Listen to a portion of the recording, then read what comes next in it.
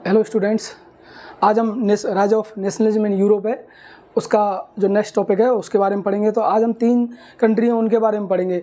एक first unification of Italy, unification of Germany, और तीसरा है ब्रिटेन। ठीक है, ब्रिटेन का तो यूनिफिकेशन नहीं हुआ, लेकिन ब्रिटेन है इंग्लैंड से स्टार्ट होते होते और वो यूनाइटेड किंगडम कैसे बना उसके बारे में पढ़ेंगे। शुरुआत करते हैं हम जर्मनी के साथ। Unification of Germany.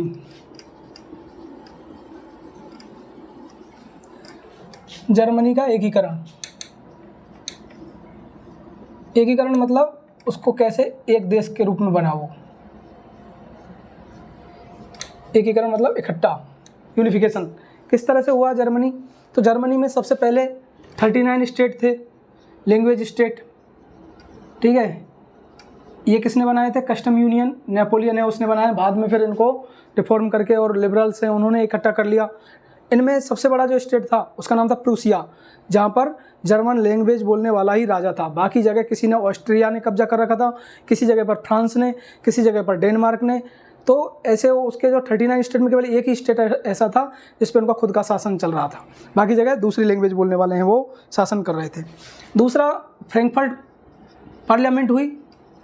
Frankfurt parliament संसद हुई थी। ठीक है, पढ़ा चुके हैं इसको ऑलरेडी। 1848 में, 1848 में क्या हुआ था इसमें जो किंग है फ्रेडरिक विलियम फोर्थ, उससे कहा कि तुम क्या बन जाओ, किंग बन जाओ और पूरी जर्मनी का एकीकरण कर दो, लेकिन उसने रिफ्यूज़ कर दिया। तो यहाँ से भी यूनिफिकेशन और जर्मनी है वो लोग हैं उनमें एक उबाल आ गया, उनकी फीलिंग्स हैं वो जगने लगी। एंड देन उसके बाद अब ये पर्सिया है, उसकी जिम्मेदारी हो गई कि वो लीडरशिप करे।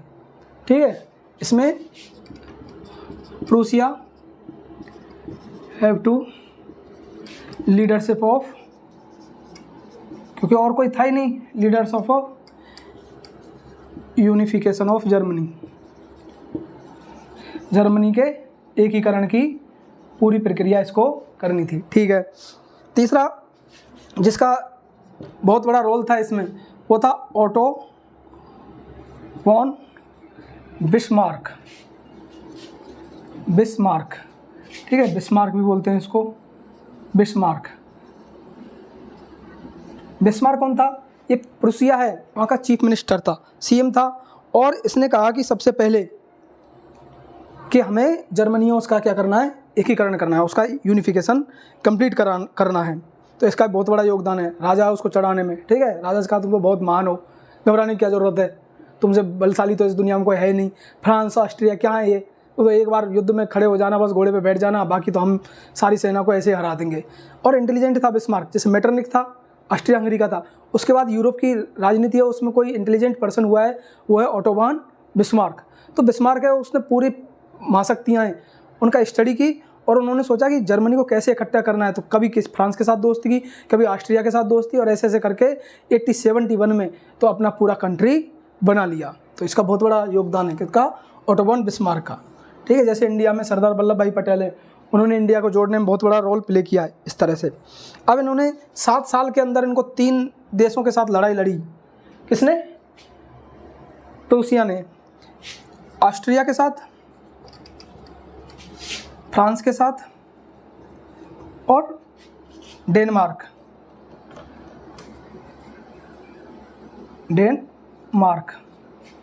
ये 3 देश हैं, इनके साथ इसने लड़ाई लड़ी।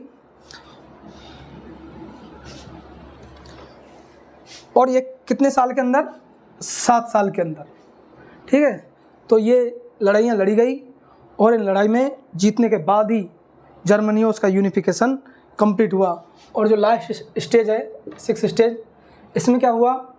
इसमें जर्मनी है उसका यूनिफिकेशन कंप्लीट हो गया और 18 जनवरी सर्दियों के समय 1871 में जो प्लेस ऑफ महल था, पैलेस ऑफ वर्साई,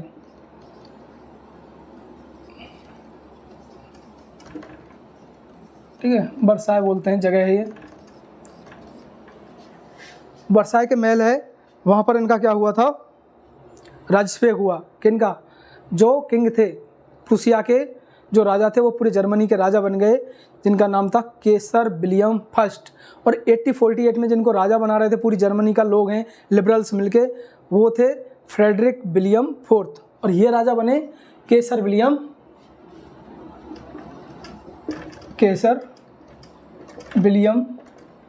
फर्स्ट। ठीक, तो ये समझना है, ये हैं केसर विलियम फर्स्ट। और वो थे 1848 में जो पार्लियामेंट के समय यहाँ बना रहे थे, वो थे फ्रेडरिक विलियम फर्स्ट। ठीक है, तो इसमें वर्साई की जो प्लेस है वहाँ पर ये संधि हुई थी। ठीक, वर्साई वर्साइलीस, यहाँ पर ये संधि हुई और जर्मनी है उसका यूनिफिकेशन कंप्लीट हो गया। तो ये स्टेप हैं, एक बार दोबारा से याद कर लेते हैं। सबसे पहले 39 स्टेट थे, ठीक है। फ्रैंकफर्ट पार्लियामेंट हुई, यूनिफिकेशन ऑफ उसके प्रयास किए गए। देन उसके बाद प्रुसिया है, वो सबसे बड़ा स्टेट था जहाँ जर्मन लैंग्वेज बोलते थे, बाकी जगह जर्मन लैंग्वेज बोलने वालों का शासन नहीं था। अब इसकी जिम्मेदारी थी कि लीडरशिप करे। राजा कौन था यहाँ का? केसर विलियम फर्स्ट। सीएम कौन था यहाँ का? Otto von Bismarck. Otto von Bismarck ने बहुत बड़ा योगदान किया इसमें, ठीक है, इंपॉर्टेंट जो रोल है वो प्ले किया यूनिफिकेशन ऑफ जर्मनी में। देन इसके बाद 7 साल के अंदर 3 देश हराए इन्होंने लड़ाई में। 7 साल के अंदर लगातार लड़ाई चलती रही, गैप ले लेके, पहले फ्रांस के साथ, फिर ऑस्ट्रिया के साथ, फिर डेनमार्क के साथ। बाकी 38 स्टेट थे, पर्सिया तो खुद उनका था ही, बाकी को मिला के और 18 जनवरी 1871 में पूरा इसको कंप्लीट कर दिया। राजा कौन बन गया? केसर विलियम फर्स्ट। सीएम था वो प्राइम मिनिस्टर बन गया, या चांसलर बोल सकते हैं जिसको, ठीक है। प्राइम मिनिस्टर को जर्मनी में चांसलर बोलते हैं। अब भी वहाँ चांसलर की पोस्ट होती है, पीएम नहीं होते। तो चांसलर कौन बन गया? ओटो वॉन बिस्मार्क, ठीक है। तो इस तरह से ये स्टेप हैं, 6 स्टेप ये याद रखने। क्वेश्चन आ जाते 4 नंबर के, 5 नंबर के, स्टेप बाय स्टेप करके ये लिख देने हैं और बाकी डिटेल कर देनी है, ठीक। 1 मिनट उसके बाद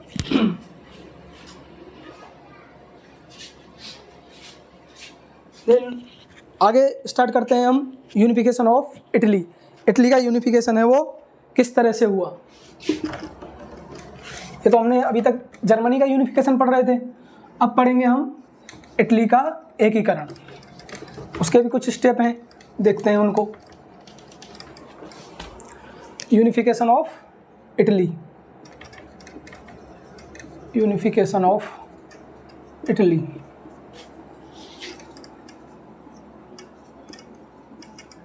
इटली का एकीकरण। अब दोनों का एकीकरण साथ साथ हुआ और दोनों ने आपस में हेल्प और की थी, जर्मनी ने और इटली ने, ठीक है। ये नए उभरते हुए देश थे, उन्होंने कहा भाई हमें भी मौका मिलना चाहिए, तुमने ही पूरे यूरोप में पंचायत कर रखी है, हमें भी राजनीति करने का मौका दो, हमारी बात सुनो, ठीक है। कोई सुन ही नहीं रहा था क्योंकि छोटे छोटे स्टेट थे। प्रुसिया है, कौन सुनेगा उसकी, प्रुसा की। इटली है, इटली में भी 7 छोटे छोटे स्टेट हैं, उनमें डिवाइड था। ये भी दूसरे देश हैं, उन्होंने अपने कब्जे में ले रखा था। सबसे पहले Italy divided in 7 state, 7 states, 7 राज्य हैं, उनमें क्या था, बटा हुआ था इटली, ठीक। और मेनली इसके 3 पार्ट थे। नॉर्थ इटली है, उस पर कब्जा किया हुआ था ऑस्ट्रिया ने। मिडिल इटली है, वहाँ जो रिलीजियस उनका हेड होता है क्रिश्चियन में, पोप, वो उसके अंडर में था। और साउथ है, वो था स्पेन के अंडर में, ठीक है। फ्रांस ने इसमें इतना ज़्यादा कब्जा नहीं जमाया था, फ्रांस का जर्मनी में ज़्यादा इफेक्ट था, ठीक। देन इसके बाद देख लेते हैं नॉर्थ अंडर द ऑस्ट्रिया, और देन थर्ड मिडिल है, middle parts of Italy under the pope. और चौथा कौन सा हो गया, south area was captured by Spain भी एक देश है, ठीक है। एक क्लास होगी उसमें मैंने मैप के द्वारा समझाने की कोशिश की गई है, ठीक है। उसमें मैप है, उनसे आपको आसानी से समझ में आ जाएगी कि किस किस तरह से किया गया है। तो ये एरिया है वो कवर थे, ठीक। देन उसके बाद बाकी एरिया हैं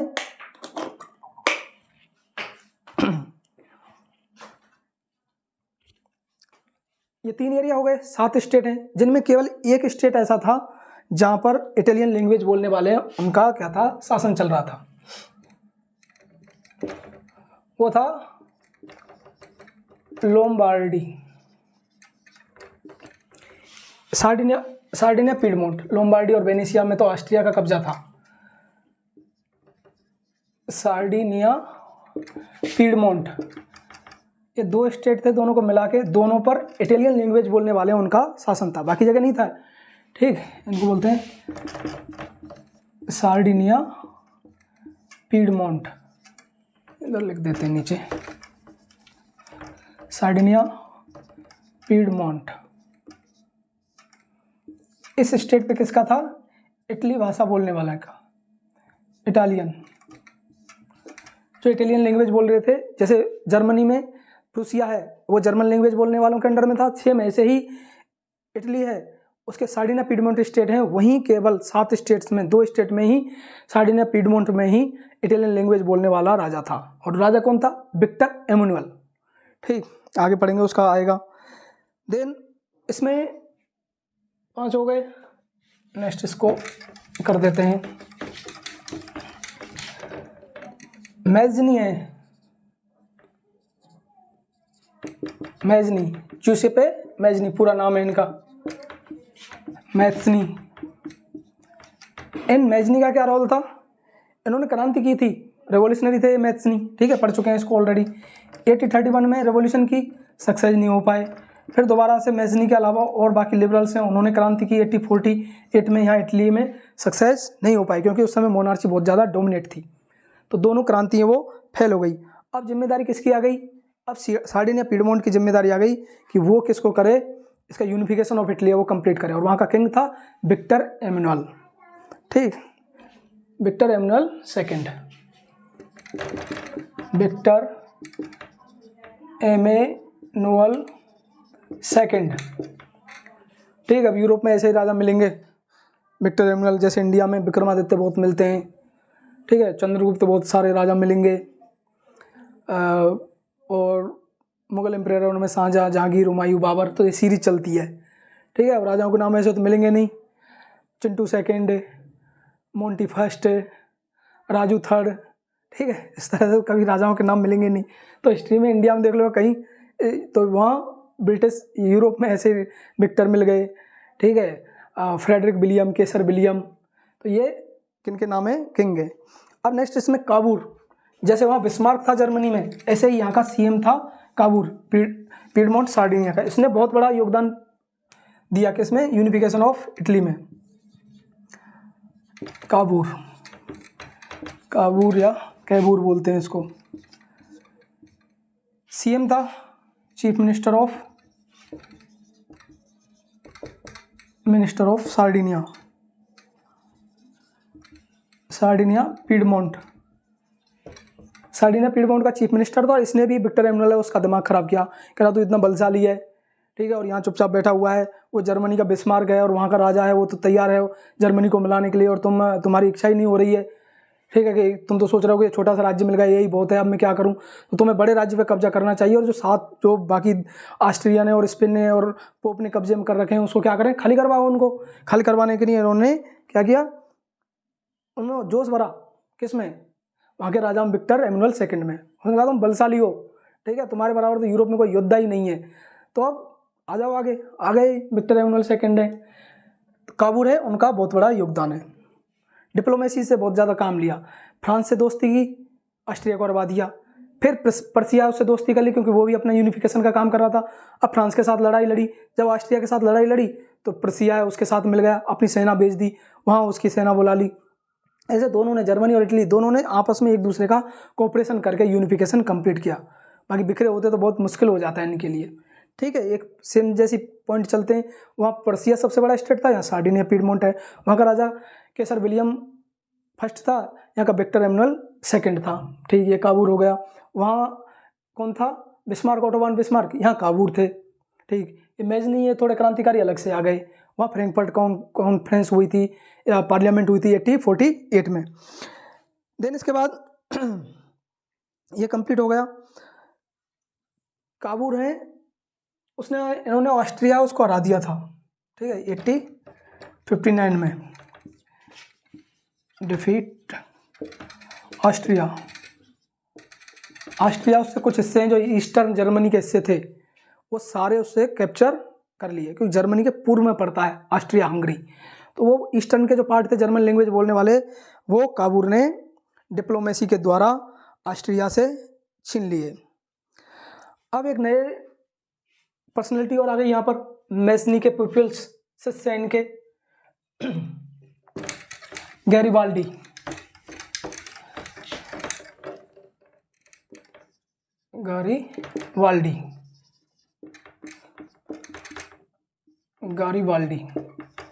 गारिबाल्डी इन्होंने क्या किया, गैरिबाल्डी इनका योगदान यही है कि ये भी क्रांतिकारी थे, रिवोल्यूशनरी। अब मैजनी के शिष्य थे तो इन्होंने अपना एक ऑर्गेनाइजेशन बनाया। सबसे पहले तो ये जो यंग इटली है उसमें शामिल हुए, फिर इन्होंने 1831 की जो रिवोल्यूशन हुई थी उसमें पार्टिसिपेट किया, लेकिन सक्सेस नहीं हो पाए। 1834 में, ठीक है, गैरिबाल्डी उसके बारे में बता देते हैं। 1834 में पीडमोंट में रिवॉल्यूशन हुई थी राजा के खिलाफ। अब पीडमोंट का राजा कौन था, विक्टर एमैनुअल सेकेंड ही था, वहाँ के उसके खिलाफ क्रांति हुई, लेकिन उसको पकड़ लिया और एक्सेल कर दिया, expel from the Piedmont states, वहाँ से साउथ अमेरिका भेज दिया, इतनी दूर पानी के जहाज में बैठा के जाओ यहाँ डिस्टर्ब करोगे पूरे यूरोप को। मैटरनिक उनका भी साथ था, उस समय तो मैटरनिक जिंदे थे, भेज दिया इनको और वहीं रहे। बाद में ये 1848 की क्रांति है, उसके बाद आने लगे और 1854 में ये इटली में आ गए। इटली में आने के बाद इन्होंने विक्टर एमैनुअल सेकेंड है उनको सपोर्ट करना स्टार्ट कर दिया। सपोर्ट करने के बाद इन्होंने साउथ इटली में अटैक कर दिया। साउथ इटली में 2 सिसिली स्टेट थे, सिसिलीज 2 स्टेट थे, 2 स्टेट, उन दोनों पे अटैक कर दिया। अब यहाँ टकराव किससे नहीं था, या टकराव विक्टर एमैनुअल है उससे नहीं था, ठीक, विक्टर एमैनुअल से टकराव नहीं था, यहाँ केवल स्पेन है। स्पेन की जो सेना है उसके खिलाफ गैरिबाल्डी उसने लड़ाई करना स्टार्ट कर दिया। यहाँ उसको जो किसान हैं, फार्मर हैं, क्योंकि लैंडलॉर्ड्स तो थे स्पेन के, स्पेनिश लैंग्वेज बोलने वाले, दूर इतने दूर, और ये थे केवल इटालियन, किसान थे इटालियन लैंग्वेज बोलने वाले, तो इसका गैरिबाल्डी का इन्होंने साथ दिया। किसानों ने सेना में शामिल हो गए, खुद इसके वॉलंटियर थे यंग इटली के लोग गैरिबाल्डी के, और इन्होंने स्पेन की आर्मी है, सेना है, उसको हरा दिया। ऑस्ट्रिया उसका साथ देने नहीं आया। क्यों नहीं आया, क्योंकि वो खुद प्रुसिया है उसके साथ फंसा हुआ था, बिजी था, कैसे कैसे सेना है उसको बांटे। तो यहाँ पर 1860 है, उसमें 1860 में उसको आज़ाद कर दिया। क्वेश्चन आ जाता है गैरिबाल्डी के, तो एक तो इसमें शामिल है, एक अलग से क्वेश्चन आ जाता है, ठीक है, describe about the role of Garibaldi in unification of Italy, Italy के एकीकरण में गैरिबाल्डी है उसका क्या योगदान है। तो उसमें सारे लिखने हैं कि 1834 में, पहला पॉइंट कि 1834 में उसने क्रांति में शामिल किया, पीडमोंट में क्रांति हुई, बाहर निकाल दिया उसको, फिर 1854 में आए और विक्टर एमैनुअल का सपोर्ट किया। देन उसके बाद 1860 में उसने साउथ जो इटली के 2 स्टेट हैं सिसिली, उन पर अटैक किया और 1860 में स्पेन की आर्मी को पूरी तरह से हरा दिया। ये उनका सबसे बड़ा योगदान है। और यंग इटली है उसकी मेंबर थे, ये क्रांतिकारी थे, रेवोल्यूशनरी, लिबरल्स नहीं थे, रेडिकल्स थे, ठीक है, कंजर्वेटिव नहीं थे, रूढ़िवादी, क्या थे, क्रांतिकारी, रेवोल्यूशनरी। तो रेवोल्यूशन के बाद, क्योंकि अब ये क्या कर रहे थे, पहले तो इसलिए इनको सिसिली पीडमोंट से निकाल दिया क्योंकि उस विक्टर एमैनुअल के खिलाफ आंदोलन कर रहे थे। अब इनको सपोर्ट इसलिए करने लगे क्योंकि वो इटली को एक करने का काम कर रहे थे और विदेशी आर्मी उनके खिलाफ लड़ रहे थे। तो लोग सारे जानने लगे, हाँ एक क्रांतिकारी है, एक तो राजा है वो लड़ रहा था, नॉर्थ जैसे इटली इस तरह का है, ठीक है, तो जैसे एग्जाम्पल के लिए इस तरह का इटली है, यहाँ उसके आइलैंड है सार्डिनिया, पीडमोंट, तो नॉर्थ वाला हिस्सा है, ठीक, नॉर्थ है। यहाँ पर तो ऑस्ट्रिया उसका कब्जा था, ऑस्ट्रिया का, इसके खिलाफ तो विक्टर एमैनुअल लड़ रहा था, पीडमोंट सार्डिनिया का। मिडिल पार्ट है, यहाँ पोप का शासन था और साउथ में स्पेन का शासन था, और साउथ में ये दोनों सिसिलीज हैं, इन पे गैरिबाल्डी ने अटैक कर दिया और 1860 में आज़ाद करा दिए। किसान हैं वो भी आज़ाद करा दिए। अब मिडिल पार्ट है, ये आज़ाद कराना था, तो इसके लिए कैसे आंदोलन करें, इसके लिए लड़ने लग गए वो, किस किस के साथ, इधर ऊपर से तो ये सार्डिनिया पीडमोंट लड़ रहा था और इधर से नीचे से ये। 1866 में, 1866 में इसने कोशिश की पोप की सेना को हराने की, लेकिन सारे इकट्ठे हो गए क्योंकि वो रिलीजियस पर्सन था। वहाँ धार्मिक व्यक्ति, वो धर्म के काम भी करता था पोप, और पॉलिटिक्स में भी इंटरफेयर करता था। राजाओं ने मिलकर उससे कहा कि भाई देखो, तुम हमारे सम्मानित आदमी हो, पोप हो, तुम अभी भी पोस्ट होती है क्रिश्चियन की सबसे बड़ी रिलीजियस पोस्ट। उन्होंने कहा तुम हमारे सम्मानित व्यक्ति हो और अब क्या करना है तुम्हें, तुम केवल धार्मिक काम करो, ठीक है, चर्च के अंदर रहो और पॉलिटिक्स में इंटरफेयर मत करो, कौन से राज्य का राजा कौन रहेगा ये तुम्हारा काम नहीं है। तो अटैक कर दिया इन्होंने। किन्होंने अटैक कर दिया? गैरिबाल्डी ने। लेकिन 1866 में स्पेन की और सारी आसपास की सारी आर्मी मिलके, ऑस्ट्रिया की भी मिल गई और इसको हरा दिया।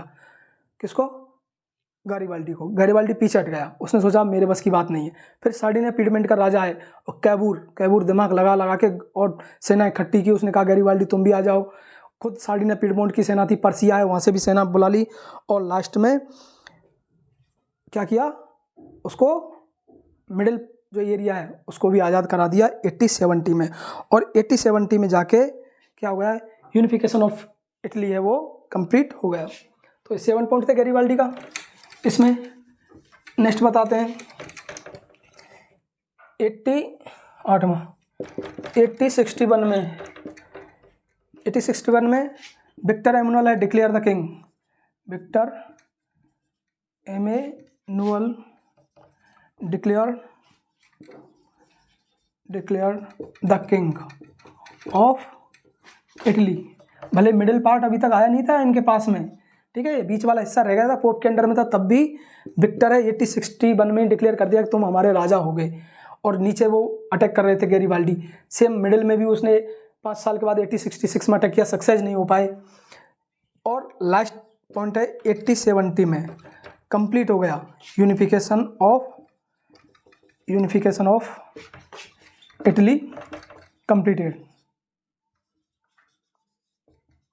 तो इसमें ये 8-9 पॉइंट हैं, ये 9 के 9 लिखने हैं। क्वेश्चन आ जाते हैं 5 नंबर के आ जाते हैं। कंपेरिजन तो पूछेंगे नहीं, ठीक है, कि कंपेरिजन कीजिए यूनिफिकेशन ऑफ इटली और यूनिफिकेशन ऑफ जर्मनी में, ऐसा नहीं है। क्वेश्चन अलग अलग से आएंगे, ठीक है, कोई अंदर से पूछ सकते हैं, गैरिबाल्डी का अलग से पूछ सकते हैं, कैबूर है उसका पूछ सकते हैं, 1 मार्क्स के क्वेश्चन आ सकते हैं। राजा कौन था? Victor Emmanuel second. अब जब साउथ में जब पूरा ये 1861 में राजा बना दिया कौन? विक्टर एमनुअल, तो वहाँ के किसान लोग अनपढ़ था, ठीक है, उस समय 1860 में इटली में एजुकेशन बहुत कम थी, 2-3%, ज़्यादातर लोग किसान थे। अब उनके समझ में नहीं आया, उनको पता ही नहीं था भाई कौन राजा है। उन्होंने कहा भाई अपनी इटली देश है इसको हम बोलेंगे ला इटालिया, ठीक है, जैसे इंडिया की जो इंडिया है उसको बोला भारत माता, जर्मनी है उसको बोला जर्मेनिया, फ्रांस है उसको ला मारियाना, ठीक। तो ऐसे ही इटली है उसको कहा इटली की एक नई देवी बनाएंगे हम, क्योंकि गॉडेस के रूप में दिखाना है, उसका नाम होगा ला इटालिया। किसान है उनके समझ में नहीं आ रही थी, वो सोच रहे कि ला इटालिया शायद जो विक्टर एमनुअल है उनकी वाइफ का नाम है, ठीक है, उनके समझ में नहीं आया। इस तरह के क्वेश्चन भी आ जाते हैं कॉज सेशन में, कंसेप्ट क्लियर करना है। ला इटालिया को किसान क्या समझ रहे थे वहाँ के?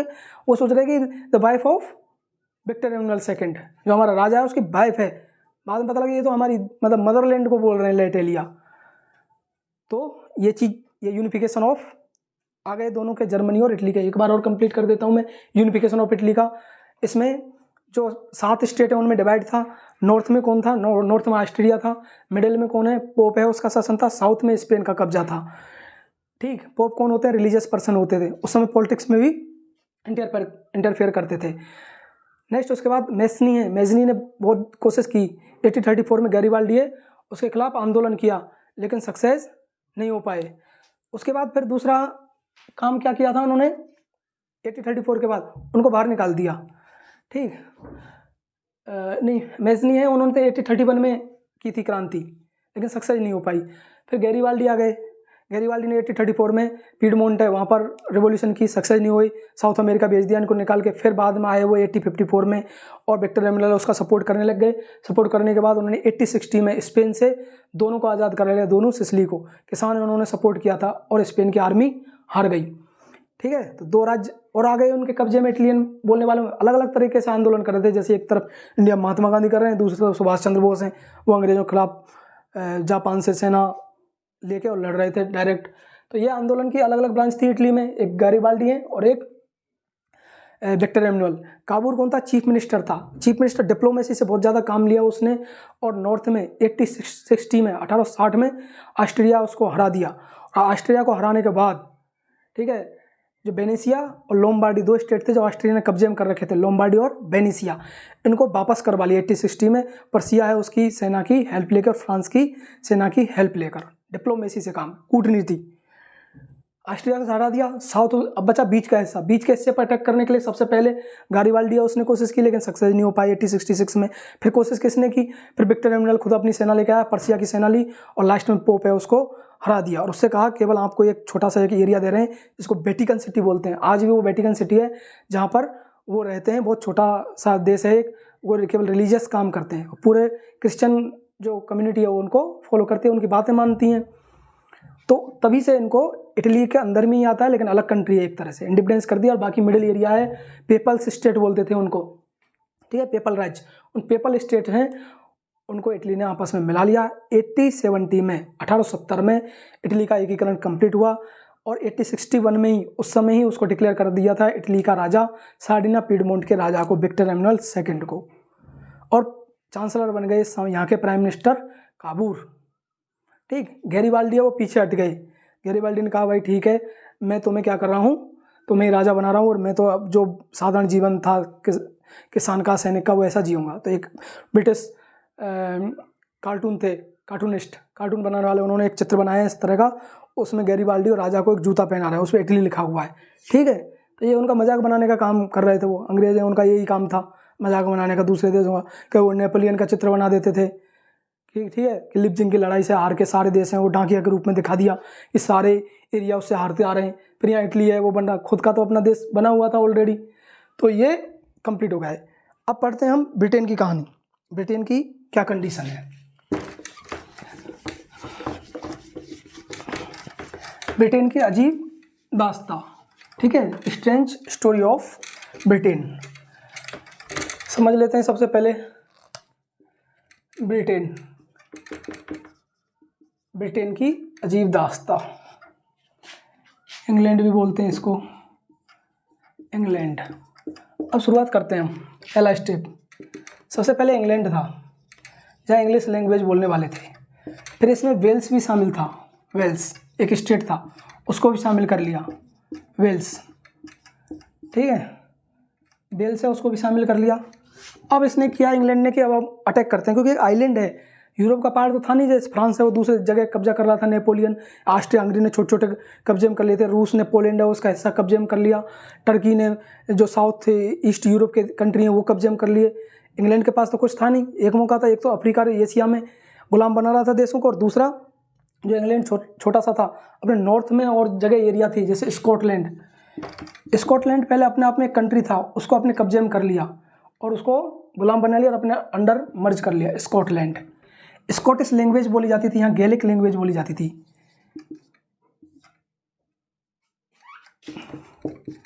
गैलिक भाषा। गैलिक भाषा उसको क्या है, डिकरेज किया गया कि कोई गैलिक लैंग्वेज नहीं बोलेगा। अब यहाँ स्कॉटलैंड में पहाड़ी एरिया है, स्कॉटलैंड हाईलैंड, यहाँ की जो नेशनल ड्रेस थी उसके पहनने से मना किया, नहीं इंग्लिश ड्रेस पहनोगे, पैंट शर्ट, ठीक है, टाई लगाओगे, इस तरह से यूनियन जैक है उसको एक्सेप्ट करेगा, जो ब्रिटेन का झंडा है, हमारे राजा को मानोगे तुम, तुम्हारी जो सिस्टम है वो पूरी तरह से ख़त्म कर दे, तुम्हारी लैंग्वेज। क्रिश्चियन में भी 2 ब्रांच होती है, इंग्लैंड है यहाँ तो थे प्रोटेस्टेंट, प्रोटेस्टेंट, और यहाँ थे कैथोलिक, कैथोलिक पुरानी विचारधारा वाले। तो कैथोलिक हैं, इनको ब्रिटेन ने ये कहा कि प्रोटेस्टेंट है उसको मानो, चर्च में प्रोटेस्टेंट तरीके से पूजा पद्धति करते हो, जीसस क्राइस्ट की प्रार्थना करते हो वो करोगे, ये जो कैथोलिक तरीके है उसको नहीं मानोगे। किसने कहा ये? इंग्लैंड ने। और जब इन दोनों को मिला लेते हैं, स्कॉटलैंड, वेल्स और इंग्लैंड को, तब इसको बोलते हैं ग्रेट ब्रिटेन, ग्रेट ब्रिटेन, ठीक है। मैप के द्वारा मैंने समझाए हैं इनको, ग्रेट ब्रिटेन हो गया।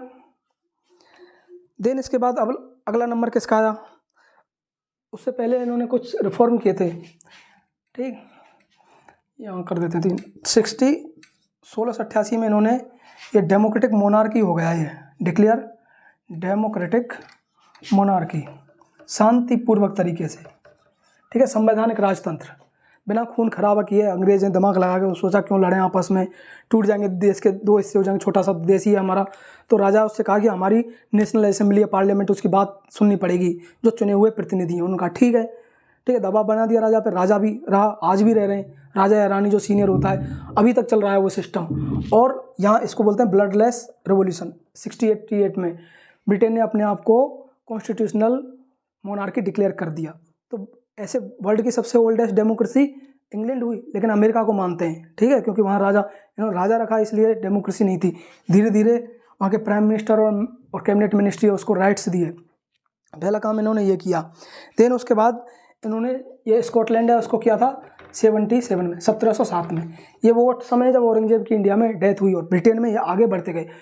अब ब्रिटेन इंडिया में भी आगे बढ़ रहा था, अफ्रीका के देशों में, और यूरोप में भी खुद अपना कब्जा कर रहा था। स्कॉटलैंड कब्जा कर लिया, इधर इंडिया पे अटैक करना। जब तक औरंगजेब थे तब तक ब्रिटिश हैं वो शांत बैठे रहे, कभी उनकी हिम्मत नहीं हुई। फिर उसके बाद अटैक करना स्टार्ट किया उन्होंने, और फिर एक एक करके सभी को हड़पना स्टार्ट कर दिया। इधर जो उनके ब्रिटेन के पास में इस तरह का, जैसे ब्रिटेन का मैप है, ठीक यूँ, तो ये इंग्लैंड बोला जाता था। ये नीचे का हिस्सा इंग्लैंड, ये वेल्स, और ये स्कॉटलैंड था। स्कॉटलैंड इस पहाड़ी राज्य को अपने में कब्जा कर लिया। ये आयरलैंड है, इसको बारे में पढ़ेंगे। अब नंबर था किसका? आयरलैंड का। आयरलैंड है, उस पर अटैक कर दिया। बहुत ज़्यादा विरोध किया उन्होंने कहा आयरिश लैंग्वेज नहीं बोलोगे, हमारा जो नेशनल फ्लैग है उसको एक्सेप्ट करो, और जो आयरिश लैंग्वेज है, ठीक है, उसको मत बोलो, इंग्लिश लैंग्वेज है वो बेस्ट है। ज़बरदस्ती थोप दिया उन पे, सेना भेज दी, वहाँ लड़ाई हुई, लोगों ने विद्रोह किया लेकिन नहीं चलने दिया। और लास्ट में जाके वहाँ की एक पार्टी थी वोल्फ टाउन, ठीक है, यूनियन, उस पार्टी का नाम था यूनियन आयरिशमैन। इधर लिख देते हैं। फोर्थ में आयरलैंड ये हिस्सा है आयरलैंड पे क्या किया इन्होंने? वोल्फ टाउन, एक लीडर थे जैसे महात्मा गांधी, भगत सिंह जैसे, वोल्फ टाउन, उनकी पार्टी थी यूनियन आयरिशमैन, उसको हरा दिया। और वो विद्रोह है उसको ख़त्म करने के बाद उन्होंने विद्रोह किया था 1798 में। वोल्फ टाउन, ये पर्सन थे, पार्टी का नाम था यूनियन आयरिशमैन। यूनियन आयरिशमैन को हरा दिया। ब्रिटेन से जीत सकते हैं क्या? वो तो इतना स्ट्रॉन्ग हो गया। सबसे पहले इंडस्ट्रियलाइजेशन वही स्टार्ट हुआ। इंडिया जैसे कंट्री हैं, 1798 में तो उसने आधा इंडिया है वो कब्जे में कर लिया था। बक्सर का युद्ध, प्लासी का वार, ठीक है, केवल नॉर्थ इंडिया के कुछ स्टेट बचे थे, बाकी साउथ इंडिया तक उसने पूरा अपने कब्जे में ले लिया। और ये वोल्फ टाउन है, उनकी पार्टी थी यूनियन आयरिशमैन, इसको हरा दिया और इनका वजूद ख़त्म हो गया। जो विद्रोही या तो मार दिए, जेल में डाल दिए, फांसी चढ़ा दिए। और 1802 में 1802 में मर्ज कर दिया किसको? आयरलैंड को, पूरे आयरलैंड को मर्ज कर दिया। बाद में विद्रोह करके इन्होंने साउथ का तो रह गया, बाकी नॉर्थ आयरलैंड है वो इंग्लैंड ने अपने आप में ही मिला दिया। और जो आयरलैंड है, नॉर्थ आयरलैंड, इसको शामिल कर लेते हैं, तब बोलते हैं इसको ग्रेट ब्रिटेन, नहीं यूनाइटेड किंगडम, ठीक है, शॉर्टकट में यूके बोलते हैं, यूनाइटेड किंगडम। अमेरिका को बोलते हैं USA, United states of America. Britain को बोलते हैं पूरे को यूके, यूनाइटेड किंगडम, ठीक है, संयुक्त राज्य। कब बनता है वो? सबसे पहले इंग्लैंड था, इनको मिला के ग्रेट ब्रिटेन बनता है, और फिर इसको इंग्लैंड या ब्रिटेन एक ही है, और इसको मिला के ग्रेट ब्रिटेन, इसको मिला लेते तो यूनाइटेड किंगडम। सभी को धीरे धीरे 1802 में उस पर ज़बरदस्ती थोप दिया और उनसे कहा ये आयरलैंड है, उसको क्या करना पड़ेगा? हमारा यूनियन जैक मानना पड़ेगा, हमारा जो नेशनल सॉन्ग गाना पड़ेगा, God save our Nobel king, ठीक है, जैसे हमारा जनगण मन है नेशनल एंथम, ऐसे ब्रिटेन का है God save our Nobel king. Cricket के मैच होते हैं उस समय, ब्रिटेन की टीम, उस समय नेशनल एंथम होते हैं दोनों टीम के, तो सुनना उस समय। अब उसके वर्ड क्या है? God save our Nobel king. सबसे तगड़े जो ज़्यादा शोषण किए वहाँ के राजा के नाम पे हुए, इंडिया में, अफ्रीका के देशों में अकाई का नोबल किंग हुआ। पूरे आसपास के उसने यूरोप के कंट्री नहीं छोड़े। वो तो फ्रांस इतना ज़्यादा स्ट्रॉन्ग हो गया, इस पर अटैक नहीं कर सकता था। नेपोलियन डरता था खुद ब्रिटेन, ठीक है, कि ये मर जाए बढ़िया है, तब जाके वो यूरोप में इंटरफेयर हुआ। नहीं तो उसके पास जगह ही नहीं थी, पानी था चारों ओर, कहाँ करें? तो जगह खोजने के लिए वो चला गया किधर? ब्रिटेन और अफ्रीका और एशिया की कंट्री में। फिर आसपास के जो उसने बेल्स हैं, स्कॉटलैंड, आयरलैंड, वो कब्जे में कर लिए। इधर आ नहीं सकता था ईस्ट की तरफ, या स्पेन था, पुर्तगाल था, एक से एक मौजूद है, ऑस्ट्रिया हंगरी था। लास्ट में 1914 में तो उतरना ही पड़ा। इसी वजह से उनमें तनाव इतना बढ़ गया कि फर्स्ट वर्ल्ड वार होना पड़ा। ये 1802 की जगह है 1801 में। मर्ज कर लिया, मर्ज मतलब मिला लिया, किसमें, अपने आप में।